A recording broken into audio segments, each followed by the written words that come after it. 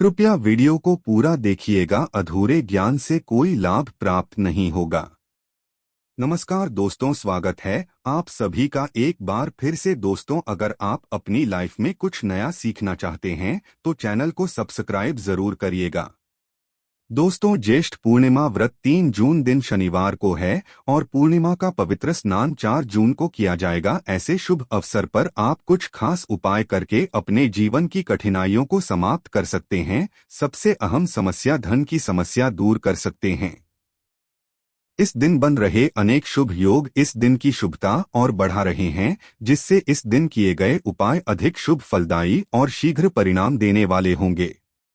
दोस्तों, धार्मिक मान्यताओं के अनुसार ज्येष्ठ पूर्णिमा पर स्नान और दान करने से पुण्य की प्राप्ति होती है। ज्येष्ठ पूर्णिमा पर स्नान के बाद आप चंद्रमा से जुड़ी वस्तुओं का दान जरूर करें। इस दिन आप किसी ब्राह्मण को सफेद चावल, वस्त्र, शक्कर, दही, चांदी, मोती आदि का दान कर सकते हैं। इससे चंद्रमा मजबूत होता है, जो जीवन में सुख समृद्धि लाता है। 3 जून को ज्येष्ठ पूर्णिमा का चंद्रोदय शाम 6:39 पर होना है। इस समय आप चंद्रदेव का दर्शन करें, फिर उनको अजयने एक लोटे में जल, दूध, अक्षर और सफेद फूल डालकर चंद्रमा को अर्पित कर दें। जिस पूर्णिमा के दिन आप अपने घर पर सत्य नारायण भगवान की पूजा और कथा का आयोजन कर सकते हैं। सत्यनारायण भगवान को श्री हरि विष्णु का ही एक स्वरूप माना जाता है। इस रात आप माता लक्ष्मी की भी पूजा करते हैं तो माता लक्ष्मी की कृपा से धन, संपत्ति और वैभव में वृद्धि होती है। इस दिन महिलाएं वट पूर्णिमा व्रत रखती हैं। महिलाएं अपने पति की लंबी आयु की बना कर दी है, साथ ही पुत्र प्राप्ति के लिए व्रत रखती हैं। मान्यता है कि इस दिन व्रत रखने से महिलाओं को अखंड सौभाग्य का आशीर्वाद प्राप्त होता है। इस व्रत को वट सावित्री व्रत के नाम से भी जाना जाता है। सावित्री पर साल में 2 बार मनाया जाता है। मान्यता है कि बरगद की पूजा करने से ब्रह्मा, विष्णु और महेश तीनों का आशीर्वाद मिल जाता है। पैसों की किल्लत से छुटकारा पाने के लिए इस दिन बरगद के पेड़ पर सफेद सूत का धागा 7 बार बांधें और उसके बाद जल अर्पित करें। धन से जुड़ी समस्याएं दूर करने में ये उपाय लाभदायक साबित होता है। इस दिन घर में मौजूद नकारात्मकता को दूर करने के लिए बरगद की टहनी लाकर उसे घर के मंदिर के पास रख दें। आप चाहें तो इसे कार्यालय में या दुकान में भी रख सकते हैं। इससे नकारात्मकता दूर होकर कई परेशानियों से पीछा छूट जाता है, लेकिन ज्यादातर लोगों की परेशानी होती है पर्याप्त धन न पाना। दोस्तों, मनुष्य जीवन में धन अमूल्य वस्तु में एक है। हर कोई चाहता है कि उसके जीवन में कभी भी धन दौलत की कमी न हो, क्योंकि धन ही एक ऐसा माध्यम है जिससे इंसान अपनी हर जरूरत को पूर्ण कर सकता है। पर किस्मत का खेल भी अजीब होता है। हर इंसान की जिंदगी में धन पर्याप्त मात्रा में उपलब्ध नहीं होता, लेकिन कुछ उपाय करके ऐसी समस्याओं का हल निकाला जा सकता है।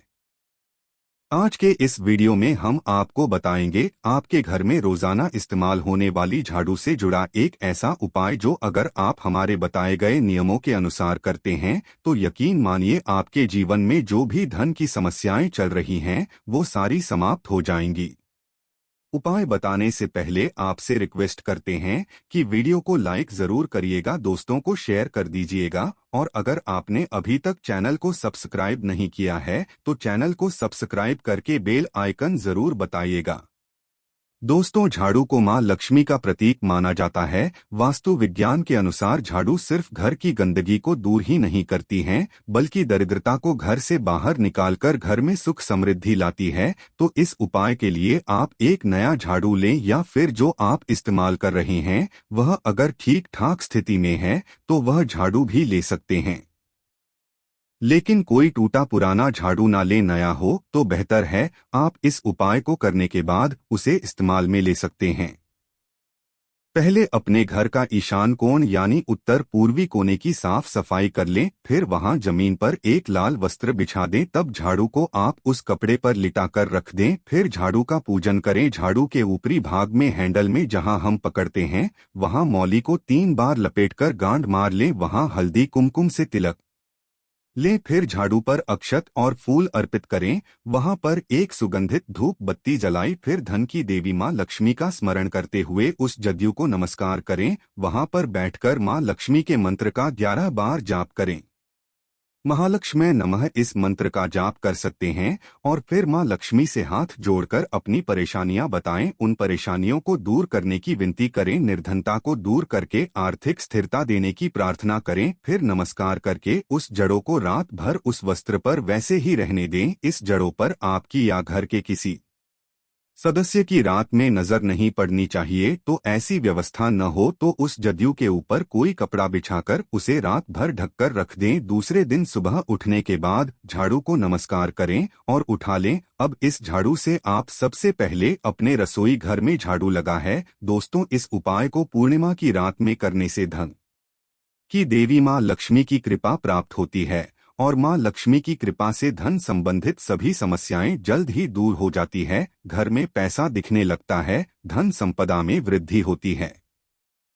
इस उपाय को करने के साथ साथ आप मां लक्ष्मी की कृपा प्राप्त करने के लिए इन बातों का भी विशेष ध्यान रखें। कभी भी जड़ों का अनादर न करें। झाड़ू को लक्ष्मी का ही रूप माना जाता है, इसलिए अगर झाड़ू के मान सम्मान में कमी होती है तो इसका असर निश्चित ही हमारे जीवन पर, हमारी कमाई पर, परिवार की आर्थिक संपन्नता पर पड़ता है। ये घर में नकारात्मक प्रभाव डालती है। झाड़ू को कभी भी पैर में न लगाएं। झाड़ू से कभी जूते चप्पल न सरकारें, न ही जदयू से किसी की पिटाई करें। कई लोग घरों से कॉकरोच जैसे जीवों को मारते हैं, ऐसा बिल्कुल न करें। झाड़ू को इस तरह रखना चाहिए जिस तरह आप अपने धन को संभाल कर रखते हैं, यानी झाड़ू को घर में ऐसी जगह रखें जहां आते जाते लोगों की नजर उस पर न पड़े। आप झाड़ू को किसी दरवाजे के पीछे रख सकते हैं।